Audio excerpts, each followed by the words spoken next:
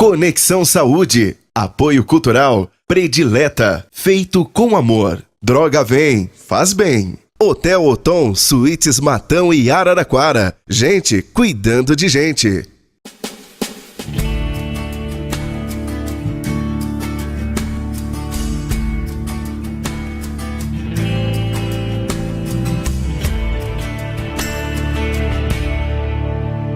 Bem-vindos ao Conexão Saúde desta semana, mais uma quarta-feira. Estamos aqui com o Conexão sempre às 14h e hoje a gente vai conversar sobre mamoplastia de aumento. Olha lá, a gente recebe aqui no nosso estúdio o Dr. Marcelo Mariottini, cirurgião plástico. Seja muito bem-vindo, Dr. Marcelo. Obrigado. A gente está assim ansioso porque a gente sabe que a mulherada adora esse assunto, né? O Brasil hoje é o segundo país que mais faz cirurgia plástica no mundo, vem logo depois dos Estados Unidos. E a gente sabe que o Brasil é um país emergente, né? Nem se compara aos Estados Unidos, mas nós estamos aqui no segundo lugar firmes e fortes. É por conta de nós, mulheres, Dr. Marcelo? Com certeza. A grande clientela do cirurgião plástico é o público feminino ainda. Apesar do público masculino estar começando a engajar nos procedimentos, mas ainda não dá para comparar. E a cirurgia mais feita, né? A cirurgia plástica. Eu tenho aqui uma informação que é a mamoplastia mesmo de aumento. O aumento, né? Colocar silicone, o aumento da mama. É a primeira cirurgia, antes de uma briga entre a lipoaspiração e a mamoplastia de aumento, hoje já não. Isso, hoje já não. Hoje já está estabelecido que a principal cirurgia realizada é a colocação de implante mamário. Ultrapassou a lipoaspiração. Ultrapassamos a lipoaspiração com o silicone. Com o silicone. Antes da gente entrar nesse assunto, né, do aumento da mama, eu queria conversar um pouquinho com o senhor sobre a cirurgia plástica. Sobre o que visa a cirurgia plástica, porque a gente sabe que é muito além da estética. Sim, certo? Certo. Né? A cirurgia plástica ela é um ramo da medicina, tá? É uma especialização, tá? Na qual a gente busca o bem-estar psicossomático da paciente. Isso. Tá? Nós precisamos do equilíbrio entre a estética e o psicológico. Tá? É isso que visa a cirurgia plástica. Tá? A cirurgia plástica o pessoal divide em dois ramos, né? Como a estética e a reparadora. Mas a gente sabe que a cirurgia plástica é única e indivisível. Tá? Com certeza. Hoje em dia, mesmo a gente fazendo apenas reparações, tá? É exigido a estética junto com a reparação. Não dá para fazer e não está associado a estética junto. Então, por isso, não se consegue mais dissociar a estética e a reparadora. Correto. E essa grande busca pela perfeição? Perfeição, né? Eu tenho certeza que muitas mulheres chegam no consultório com fotos de atrizes, enfim, de cantoras. Olha, eu quero um nariz igual porque o nariz dessa atriz é perfeito. Então, existe essa busca pelo corpo perfeito, pela perfeição. Como que o senhor lida com isso dentro do consultório? Isso é um pouquinho complicado para fazer as pacientes entenderem, tá? Cada paciente é único. Tá? Então a gente não consegue trazer estruturas de um outro indivíduo para o indivíduo que está nos procurando. Tá? Por quê? Ela precisa de um equilíbrio harmônico para ela. Tá? Então a face dela, o corpo, tá? Às vezes não corresponde às características de outra pessoa, da qual ela quer ficar parecida. Claro. Tá? Então nós não conseguimos fazer, por exemplo, a pessoa quer fazer o exemplo que você deu. Eu quero o nariz igual ao da cantora tal. Tá? Mas para ela, aquele nariz pode não ficar bom. Tá? Por quê? Pode quebrar a harmonia da face dela. E ficar uma coisa, vamos falar assim, feia, esquisita. Tá? Mesmo que a gente consiga o formato que ela deseja. Tá? Entretanto, uma coisa que a gente tem que levar em consideração é que o indivíduo ele é diferente um do outro. Tá? Então, em relação à pele, em relação ao tecido subcutâneo, a qualidade da gordura, tá? Da firmeza do tecido, da pele, tá? Da quantidade de musculatura, tá? Isso varia de pessoa para pessoa. E as condições genéticas de cada um, né? Que são variáveis. Né? E isso influencia muito no tipo de resultado que a gente consegue obter. O resultado das cirurgias, Sim, isso? Exatamente. Tá? Por melhor que a gente faça uma técnica, que nós preparemos para um determinado procedimento, Nós temos variáveis aí que nós não conseguimos controlar, que influenciam no resultado cirúrgico obtido. Por isso que quando a pessoa chega com uma foto, chega com uma revista, alguma coisa, falando assim, doutor, eu quero desse jeito, eu falo assim, senta aqui que a gente precisa conversar. Tá? Momento terapia. Momento terapia. Temos o momento terapia depois que passa. Depois que passa. Porque a expectativa. Cirurgia. Exatamente. A expectativa do paciente, às vezes, é muito alta. Tá? E a gente não vai conseguir satisfazer o que ele deseja. Porque às vezes a gente pode, por melhor que a gente faça a técnica, se dedique, faça o melhor de nós mesmos, a gente não consegue obter determinado resultado que o paciente quer, pelas características individuais mesmo. Tá? Geralmente a pessoa fala assim, o médico errou, tá? O médico não fez direito, mas é por causa dessa... Não que não possa acontecer, essas variáveis, tá? Né? Mas essas N variáveis que existem influenciam demais no resultado. Então o que nós temos que fazer? Nós temos que trazer a expectativa do paciente um pouco para baixo, né? Principalmente orientar ele, tá? Em relação aos limites do procedimento cirúrgico. Que às vezes o que ele quer não é possível. Tá? Ou às vezes a gente precisa de mais de um procedimento, que as pessoas acham que a gente vai resolver isso numa única cirurgia. E às vezes precisamos fazer mais de uma. Inclusive, para procedimentos de rotina, por exemplo, para uma cirurgia de mama. Tá? Dependendo das características do paciente, eu já aviso, provavelmente daqui tantos meses nós teremos que reabordar você novamente num procedimento cirúrgico por causa das suas características, tá? Que no momento a cirurgia vai ficar boa, porém daqui a certo tempo nós vamos precisar fazer algum ajuste. E isso é bom a gente estar conversando sempre com o paciente. Para quê? Para não iludir ele. Tá? Com certeza. Como você disse, eles vêm com uma determinada expectativa e a gente tem que conseguir trazer para a realidade. Hoje em dia a mídia dificulta muito o nosso trabalho, por causa que cria expectativas irreais para os pacientes. E eles vêm buscando o que eles viram na internet, o que a amiga falou, o que viu em determinados locais. Nada de Dr. Google, né? De colocar no Google, achar que o Dr. Google vai resolver, vai te mostrar o que é o direcionamento. Por isso que existe o Conexão Saúde, porque a gente quer levar informação séria e de qualidade para quem está em casa. Então, já que a gente já abordou um pouco das mamas, né? E a gente vai falar hoje do aumento das mamas, que é o que a mulherada, né? A grande maioria busca. Quais são os recursos, né? Que tipo de cirurgia que existe para a gente fazer o aumento da mama? Olha, a principal cirurgia que existe para o aumento das mamas é a colocação do implante mamário de silicone.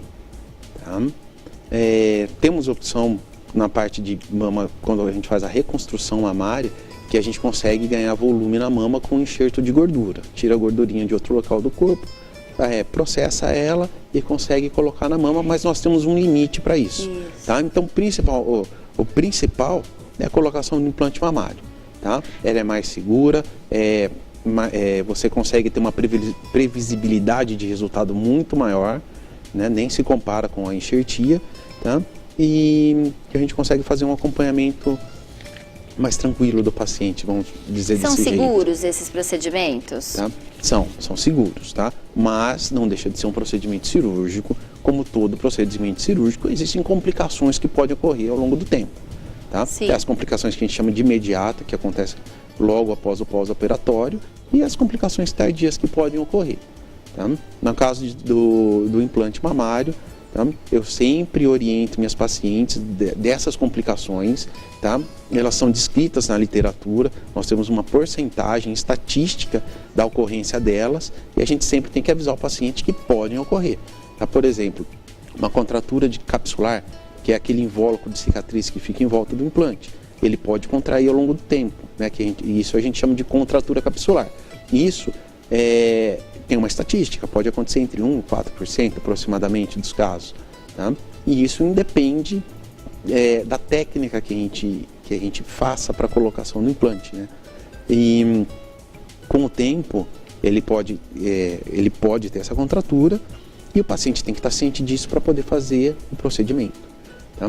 Por exemplo, a cada 100 pessoas, tá? Numa estatística de 4%, 4 pessoas vão ter essa complicação. E isso não é inerente a um erro cirúrgico, né? Um erro médico, mas é estatístico, é inerente ao próprio procedimento em si. A gente já sabe que isso vai acontecer. Por isso a paciente tem que estar ciente. Por quê? Pode acontecer com ela. Claro, Tá? claro. Mas pode ser o ela, índice é baixo, o não é, índice é doutor baixo, Marcelo? tá? Exatamente. Pelo índice ser baixo, a gente considera uns níveis aceitáveis, tá? De complicações. Por isso, não há tanta complicação em si na colocação do implante mamário. Perfeito. Agora a gente tem uma super dica lá do Hospital Oftalmológico de Araraquara. A gente vai para lá, mas a gente volta. De olho na visão. Apoio Cultural HOA, Hospital Oftalmológico de Araraquara. Olá, sou o Dr. Ramon e hoje eu quero conversar com você sobre um tema muito polêmico e muito interessante, que seria sobre o boom de miopia. O que seria o boom da miopia? Todos nós temos percebido nos últimos anos que o aumento cada vez maior dos casos das pessoas usando óculos devido à miopia. E isso não é uma mera impressão, é uma coisa que foi percebida, inclusive há estudos científicos que conseguiram comprovar isso, principalmente na China. E aquela história que nossas avós contavam, não fica lendo muito de perto, isso aí vai dar miopia, que parecia até certo ponto um pouco absurdo, realmente é uma coisa que não é de todo errada. Não é o que foi verificado como sendo o fator causal da miopia, mas não é de todo errado.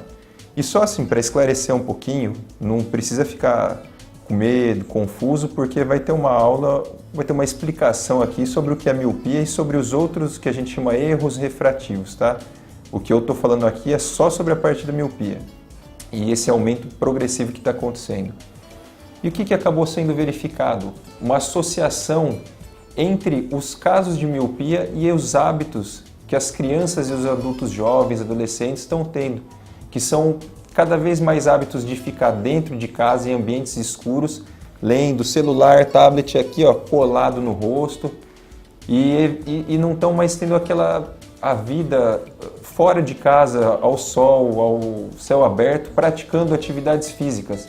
Então, o que é a recomendação? Existe, inclusive, em locais como Singapura, cartazes mesmo, onde tem orientações para as pessoas estimularem os seus filhos a atividades ao ar livre, como piqueniques, brincadeiras, e reduzir um pouco, tentar pelo menos evitar tantos jogos em celular, tablet, computador, que acaba ficando muito perto do rosto.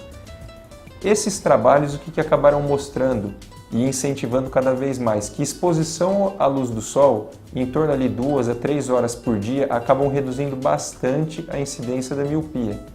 Então, o que é a dica que fica aqui para vocês darem para os seus filhos, seus amigos, seus irmãos, quem é que vocês conheçam que ou tem a miopia, ou que mesmo que não tenha, existe esse risco de ter?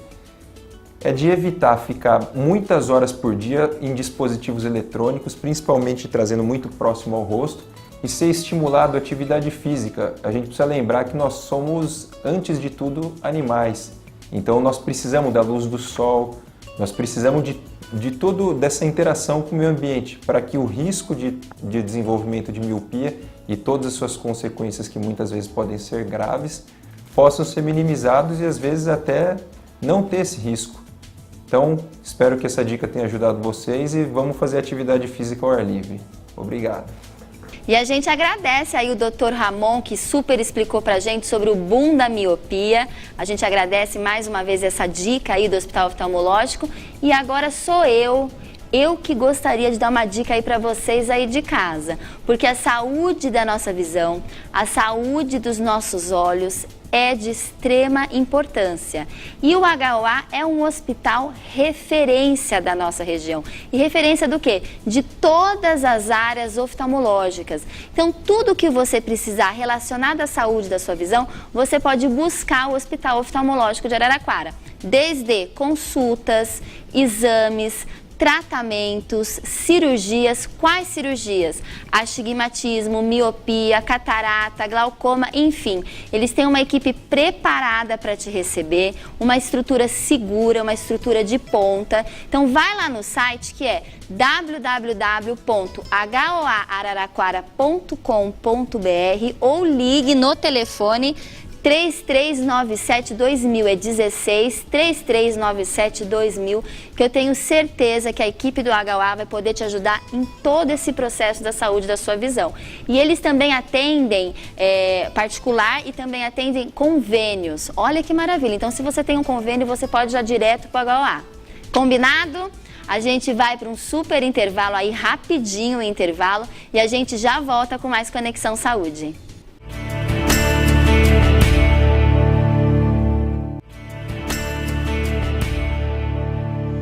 De volta ao Conexão Saúde, e hoje a gente recebe aqui no nosso estúdio o Dr. Marcelo Mariottini, que está conversando conosco sobre mamoplastia de aumento.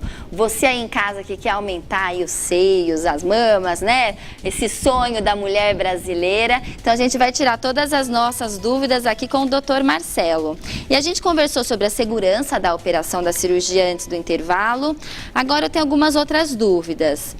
Os peitos, eles podem ficar mais juntinhos depois da operação? Existem esses objetivos? Eu quero juntar, eu quero levantar, eu quero que meu peito fique duro. Como que é isso?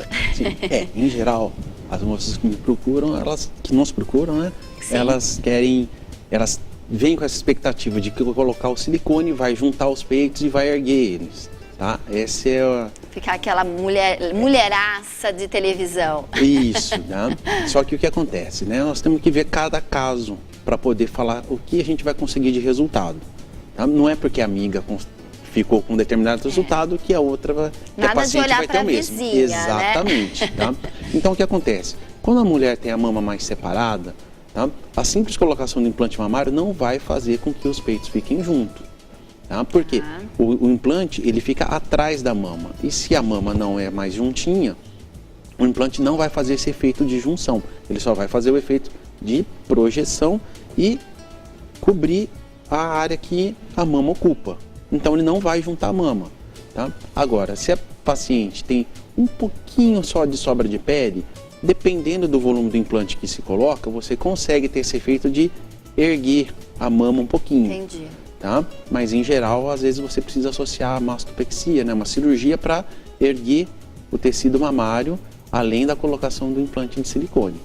Tá? Por isso, cada caso é um caso e você não deve só ficar, como você disse, né, da no nossa Dr. Google. Tá? Precisa passar por uma avaliação realmente para saber o que é o mais indicado para ela. É isso mesmo. Sobre a amamentação, que é uma grande dúvida, a gente consegue amamentar depois que a gente colocou o implante? Consegue. De silicone? Consegue. A mulher não vai ter nenhum tipo de complicação para amamentação, dependendo da técnica utilizada para a colocação do implante. Tá? Implantes, quando são colocados por via axilar ou no sulco mamário, na parte de baixo da mama, tá? Eles não lesam a glândula mamária. Tá? Porque o implante ele pode ficar acima do músculo, mais atrás da glândula, ou abaixo do músculo, tá? Dependendo do caso da técnica a ser realizada. Tá? Entendi. Então, não lesando a glândula não vai atrapalhar a amamentação. Entretanto, quando você usa uma técnica que você coloca o implante via a areola, tá? Aí você corta a glândula e lesa os canalículos, né? Que levam o leite. Tá? Nem sempre eles na cicatrização eles vão recanalizar ali. E isso pode levar a complicações na amamentação. Então, depende da técnica. Tá? Mas, em geral, como a grande maioria busca, né, a técnica que dá para amamentar, né? Dependendo da idade da paciente, né, os objetivos, né? Exatamente. De vida, na realidade. E aí, no caso da gravidez, se eu tenho um silicone se eu já fiz uma cirurgia de implante, eu posso engravidar normalmente? Vai crescer mais o meu peito? O que pode acontecer? O aumento da mama na gestação também é individual. Tá? Tem mulheres que aumentam bastante o volume, tem mulheres que quase não aumentam. Tá? Então, se a paciente já colocou um implante e ela tiver um grande aumento da glândula mamária com uma hipertrofia durante a gestação, dependendo da atrofia que ela tiver na mama posteriormente, a mama você pode perder resultado sim, tá? Porque pode ficar com excesso de pele depois e ceder um pouquinho a mama. Aí teria que refazer a cirurgia. Aí teria que fazer a técnica para erguer a mama, né? Fazer uma mastopexia, a não ser que ela queira trocar o silicone, colocar uma ou mesmo tirar o silicone. Tá? Que pode acontecer. Que pode acontecer. Coloquei e não gostei, posso tirar, é pode isso? Tirar. Uhum. E a sensibilidade da mama fica alterada?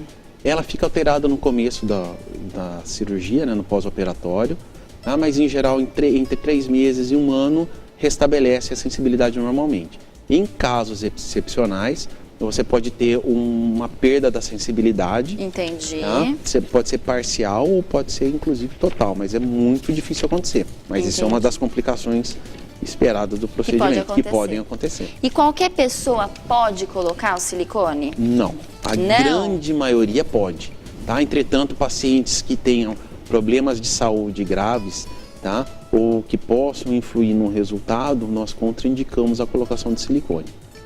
Correto. Sobre os tamanhos do silicone, a gente tem aqui na nossa mesa alguns tamanhos, espessuras.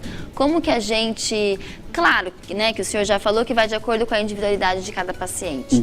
Hoje, existe um boom aí que não é o peitão, né? As pessoas estão colocando um peito menor, é isso? É verdade ou eu estou errada? O senhor que está lá no consultório sabe o que a mulherada quer. O que acontece? Pessoalmente, minha experiência pessoal Sim. é que não diminuiu tanto o volume. Não diminuiu, não, né? Mas não procuram mais volumes exagerados como antes. Tá? Entendi. Então, o que acontece? Antigamente, tá? O volume que você colocava, assim, já achavam bastante, era em torno de 200 ml. A média hoje varia entre 300 e 350 ml. Tá? Mas o mais importante não é a quantidade de ml, tá? Mas é o resultado estético e harmônico que a paciente vai ter. Com certeza. Tá? Se a paciente já tem um pouco de mama, nós não vamos indicar um volume muito grande de implante, nós vamos indicar volumes menores. Tá? Se a paciente já não tem mama e ela quer um volume razoável, nós temos que indicar volumes maiores. Tá? Então é muito variável o volume de implante do silicone para a gente estar colocando. A anestesia é feita somente anestesia geral numa cirurgia de colocada de silicone?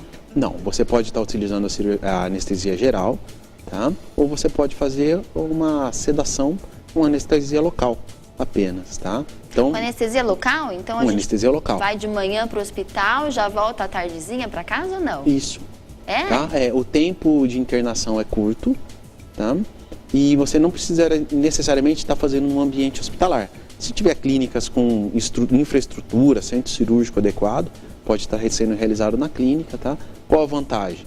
A vantagem é que você não corre os riscos da intubação e extubação, tá? O sangramento acaba sendo menor, tá? E tempo de recuperação é menor para o paciente, né? Logo no pós-operatório, isso permite que ele vá para casa mais tranquilamente.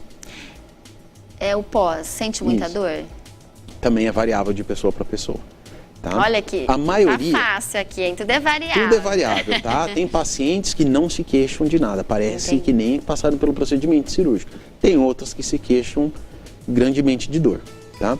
A prótese, quando é colocada por debaixo do músculo, ela acaba sendo mais dolorida, tá? Quando é colocada acima do músculo, já não tem uma queixa tão grande assim de dor. Tem um desconforto. E quem decide se vai colocar abaixo do músculo, acima do músculo, seria o objetivo da paciente ou, senhor, de acordo com o corpo da pessoa? É de acordo com o corpo da pessoa e de acordo com o que ela quer. Tá? Correto. Então, é sempre vamos falar assim, um acordo entre o paciente e o médico. Tá? Eu não indico a colocação por trás do músculo para todas as pacientes. Vai depender da consistência da mama, da pele da pessoa, tá? Porque o que acontece? Às vezes ao longo do tempo, é natural a mama da mulher cair. Isso é o esperado. Tá? Se eu coloco um implante, é a lei da gravidade, exatamente. Se eu coloco um implante por trás do músculo e a mama cede, o implante não vai sair do lugar. E ele vai continuar preenchendo aquela área e a mama vai acabar descendo. Tá? Então, isso vai causar uma deformidade estética e um transtorno psicológico grande para o paciente. Então, se há possibilidade disso acontecer num pós-operatório, tá? Eu já não acabo indicando a colocação por trás do músculo e tento explicar isso para o paciente. Porque, como eu lhe falei, o paciente chega e fala assim, não, doutor, mas a minha amiga colocou por trás do músculo e ficou lindo. Eu também queria assim.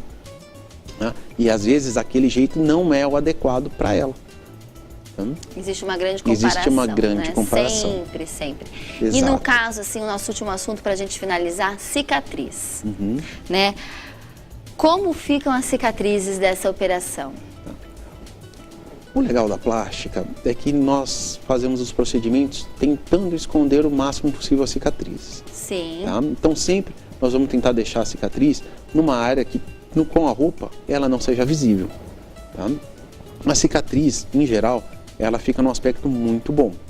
Tá? Ok. Entretanto, nós temos as variáveis, tá?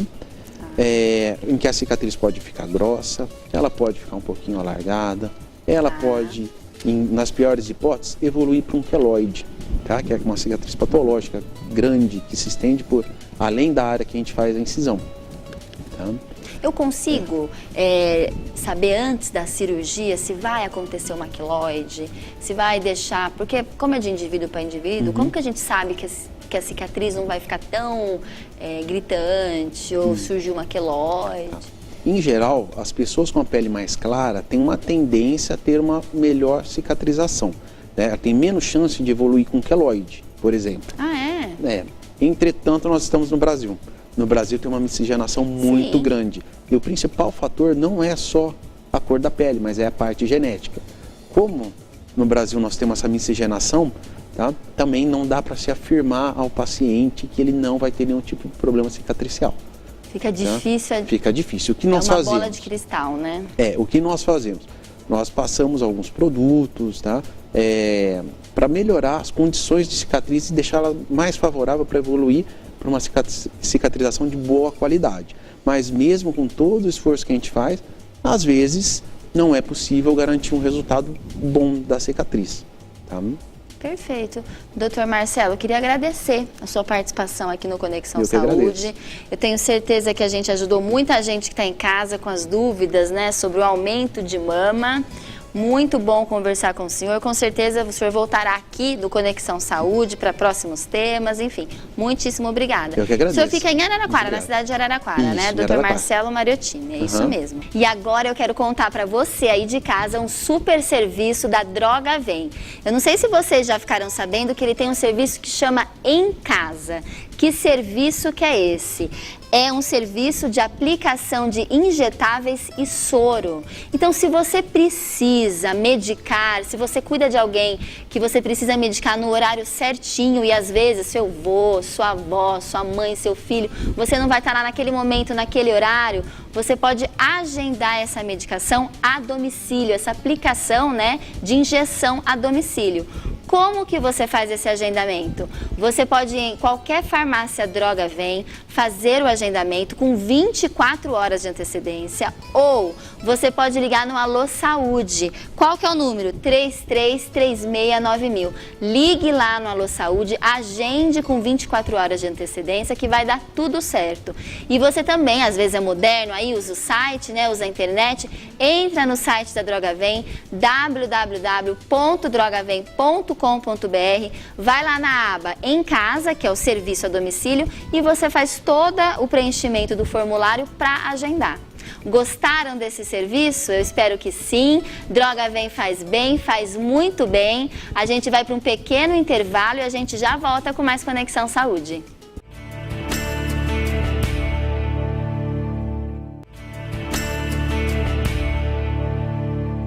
De volta ao Conexão Saúde e agora a gente vai direto lá para a nossa cozinha saudável.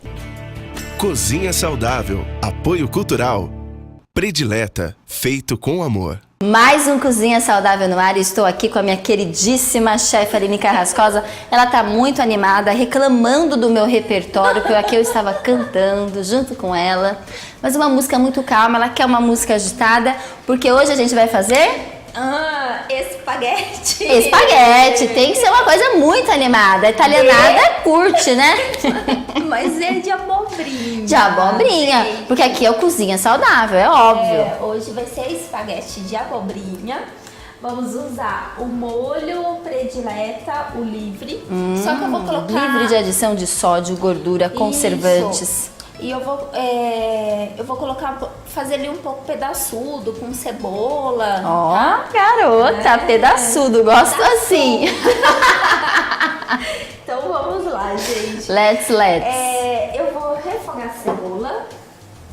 Vamos colocar aqui o azeitinho. Ligou. Uma cebola picada em cubos.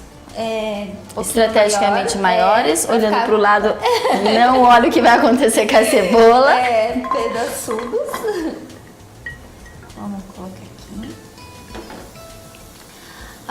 Nós já colocamos a água para ferver. A gente adianta aqui no Conexão Saúde, no Cozinha Saudável. Aí então já deixei ela fervendo ali para vocês. Porque cebola é bom. Muito bom. Esse cheirinho. Eu adoro. Você vai incrementar o molho, né, Aline? Eu vou colocar a cebola, o alho e no final eu vou dar um toque nele de manjericão. Nossa, que delícia. Vou pegar o gostinho mesmo. Aí eu vou passar. Não, e vale lembrar que esse macarrão de abobrinha, né? Isso. A gente fez no Mexas também, no Mexas que passou, Mexas Mulher. O chefe Narém fez e fez o maior sucesso, porque é uma delícia. É gostoso. E é muito, muito saudável, light, Vale a sem pena. caloria. Aqui eu vou colocar O alho com a cebola. duas colherzinhas, mas como sobrou, não vou guardar, né? Obviamente Então, que não, alho em excesso não faz mal, só faz bem. E eu mexo porque o meu toque é especial. dá aquele toque final. O toque final tem que ser Dela, né? da cantora apresentadora. Isso. Aí. Tá certo, ali no modo que eu estou Não deixa mexendo? queimar. Pelo amor de Deus, faça alguma coisa, por favor. Aí nós vamos colocar o molho. Aí. Deixa eu queimar, Cuidadinho.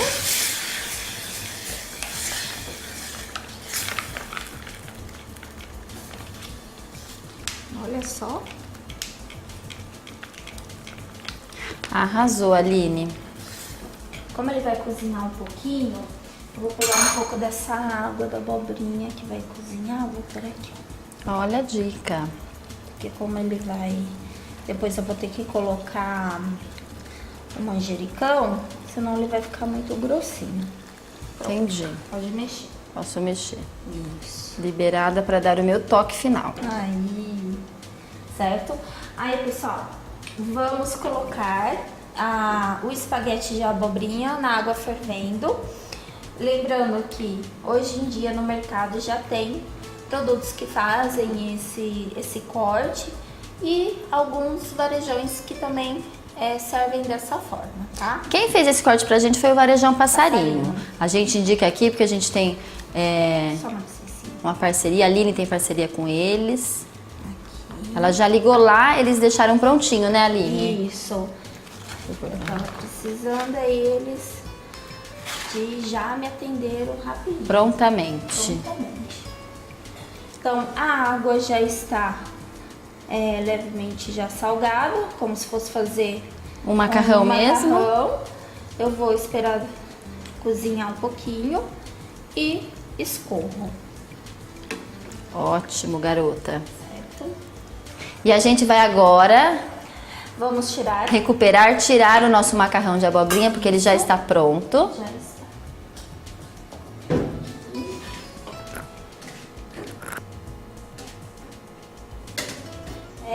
Ele é rápido, né? Então.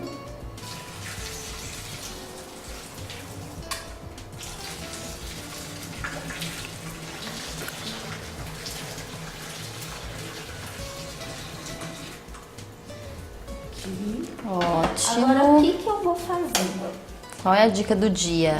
Eu vou colocar ele num refratário e não vou colocar o molho, tá? Não vai colocar o... o molho você deixa à parte Eu para as deixo pessoas à parte colocarem? Porque com esse tempinho assim, às vezes você sente a vontade de querer comer, como se fosse uma massa, um macarrão, e geralmente é à noite, né?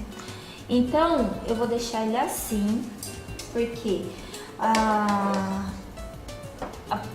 pessoa que quiser pode comer, montar no seu prato e depois já fica uma opção no Guarda dia do almoço para uma Pro salada. dia seguinte. Entendi. Ótima Entendeu? dica. Então você não precisa colocar todo o molho em cima desse espaguete, a não ser que, nossa, recebi pessoas, ou a família é grande, né? já vai acabar no jantar mesmo. Sim, aí é todo prato. diferente. Depende Então, da quantidade de pessoas que a gente recebe, que a gente vai servir. Isso. Então aqui no caso eu vou voltar, ligar, vou corrigir o sal, que faltou um pouquinho, Ok. e vou colocar um massinho de manjericão. Pode ser esse aqui. Deixa eu mexer ele. Que delícia. Só vou pôr Só ele o cheirinho pra dar- do manjericão, não muito precisa bom. de mais nada. Esperar ele dar uma fervidinha. Ok. Aí eu vou desligar e depois que eu servir, eu tiro o galinho pra não ficar amargo também o molho, tá? Então aqui eu desliguei. Ele ficou. Então aqui a gente vai servir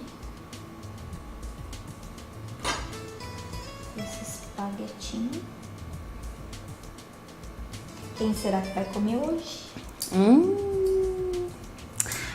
Todas as receitas que a Lininha faz, eu preciso experimentar, senão eu vou pra casa morrendo de vontade. Aí eu falo que eu não vou experimentar, porque eu lembro da Carla Montoril, lembro do meu regime, lembro de tudo. Exatamente. Mas aí eu como. Aí você vem com o molhinho. Deixa eu tirar aqui a Lininha pra você. Pode pôr dentro Tá. mesmo. Isso. Aí você vem com o molhinho. Que delícia, Aline. Que prato bonito, né? E facílimo de fazer. Fácil. Vem um pouquinho quem quiser, só pra dar uma quebradinha no parmesão. Ótimo. Posso deixar de lado o molho, Aline? Só pra deixar o prato aparecer? Deixa eu só pôr um... Ah, tá. Mais um pouquinho de molho? Depois Olha que lindo o nosso prato, olha o capricho. aqui. Eu só dei um pinguinho aqui. Não tem problema. Delicioso, cheiroso, apetitoso. E eu convido vocês para experimentar, né? Experimentarem. Exatamente. Lá onde, Aline? No Antonella, espero vocês. Fica na Avenida 7 de Setembro, entre a Rua 6 e a Rua 7. É isso aí. A gente tá finalizando. Chegou a hora de ir? A gente pode cantar aqui? Será que eu vou cantar para vocês? Já está chegando a hora de ir. Hoje tá muito animado aqui, viu? Essa cozinha tá, ó, bem animada. A gente volta aí pro estúdio. Cozinha saudável, apoio cultural, predileta, feito com amor. Que delícia, que receita maravilhosa, parabéns, 5 estrelinhas para nossa chefe Aline Carrascosa. E agora a gente finaliza o programa Pensando Livre. O que é pensar livre? Livre é uma linha da Predileta Alimentos que eu conto sempre aqui para vocês, que é livre de adição de sódio, de açúcar, de gordura. Então, se você quer se sentir livre de qualquer culpa, só comer saudavelmente, considere a linha livre da Predileta. Eu tenho aqui os produtos, ó, ervilha, milho, ketchup, molho de tomate, enfim. Tem um inúmero aí, né, quantidade de produtos da linha livre. Combinado? Agradeço vocês aí, a sua audiência, agradeço a Inês Janine, que sempre me produz para todos os programas. E eu também queria mandar um beijão lá para Contém 1 Grama do Shopping Jaraguá, para as meninas, para Michele, para Rose, para Maitê, que sempre também me produzem aqui com maquiagem. Combinado? Um beijo para vocês, até quarta-feira que vem e fique de olho, toda quarta estamos aqui, às 2 da tarde e às 10h30 da noite. Até quarta!